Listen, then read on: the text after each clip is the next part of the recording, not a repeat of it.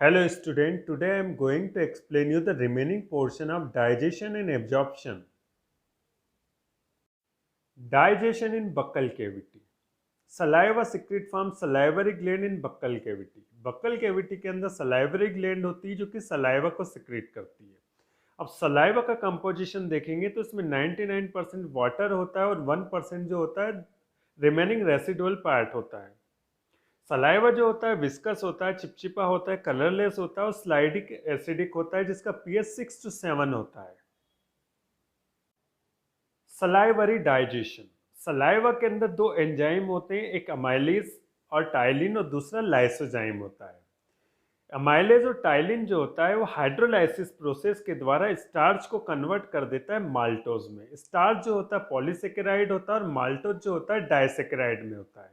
इसी कारण एमाइलेज को क्या कहते हैं, स्टार्च स्प्लिटिंग एंजाइम कहते हैं। दूसरा एंजाइम लाइसोजाइम होता है जो हार्मफुल जो बैक्टीरिया होते हैं उनकी जो सेल वाल होती है उसको हाइड्रोलाइज कर देता है और इस तरह से जो हार्मफुल बैक्टीरिया उसको किल कर देता है।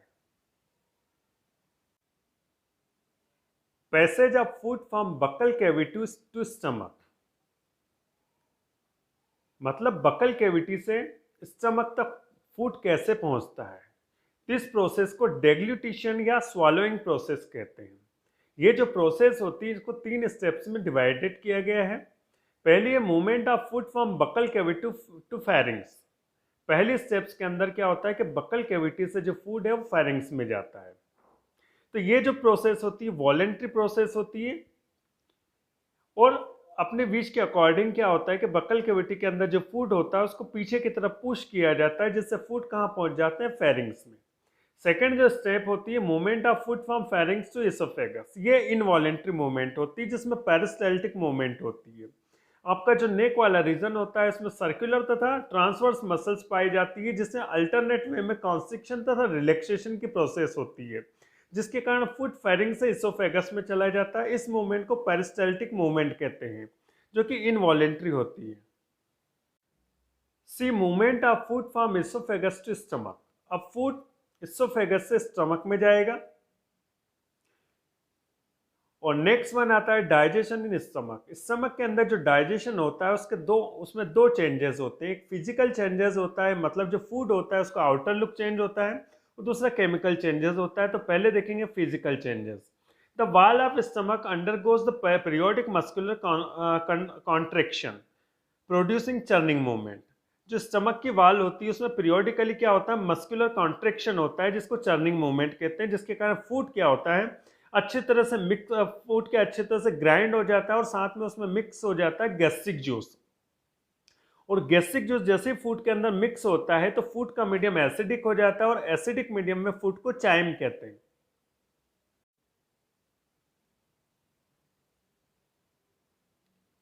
Next one chemical changes. Physical changes हो जाते हैं, मतलब जो फूड होता है जिसके लार्जेस्ट पार्टिकल होते हैं स्टमक में आने के बाद वो अच्छी तरह से ग्राइंड हो जाता है, पिस जाता है और उसमें एसिड मिल जाता है। तो वहां पर उसका आउटर लुक चेंज हो जाता है। तो एसिडिक मीडियम में जो फूड होता है उसको चाइम कहते हैं। अब उसके अंदर कुछ केमिकल चेंजेस होंगे।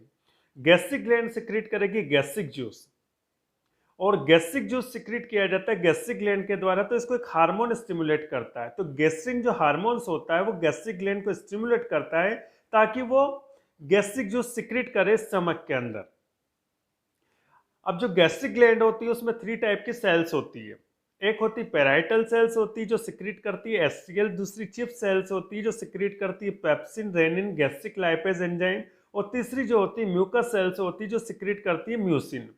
दिन भर में 2 से 3 लीटर गैस्ट्रिक जूस सिक्रीट किया जाता है जिसके अंदर क्या होता है, केमिकल कंपोजिशन देखा जाए तो उस गैस्ट्रिक जूस के अंदर HCl, pepsin, rennin, gastric lipase तथा म्यूसिन होता है। Next one function of HCl. Gastric juice के अंदर एचसीएल होता है जिसके कारण फूड का मीडियम एसिडिक हो जाता है। अब ये एचसीएल फंक्शन क्या करता है, ये फूड के मीडियम को एसिडिक करता है और एसिडिक मीडियम के अंदर जो एंजाइम्स होते हैं प्रॉपरली वर्क करते हैं। दूसरा एचसीएल जो हार्मफुल बैक्टीरिया फूड के साथ आ जाते हैं उसको डिस्ट्रॉय कर देता है। ये इनएक्टिव पेप्सिन को और इनएक्टिव रेनिन को एक्टिव पेप्सिन और एक्टिव रेनिन में कन्वर्ट कर देता है। ये फूड को डिके होने से, सड़ने से बचाता है। एचसीएल जो होता है कंट्रोल करता है opening and closing of pyloric stomach.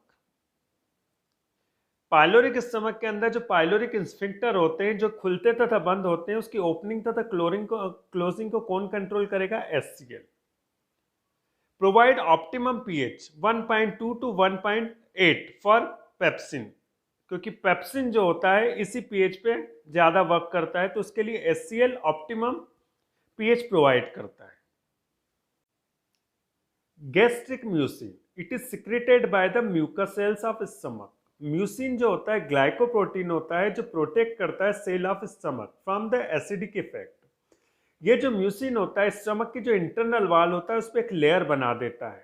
जब गैस्ट्रिक जूस के द्वारा एसिड सिक्रेट किया जाता है तो वो एसिड का इफेक्ट स्टमक के ऊपर नहीं होता है, जिससे स्टमक की सेल जो होती है, स्टमक की जो वॉल होती है वो डिस्ट्रॉय होने से बच जाती है, क्योंकि जो म्यूसिन होता है उसका नेचर बेसिक होता है और एचसीएल जो होता है इसका नेचर एसिडिक होता है।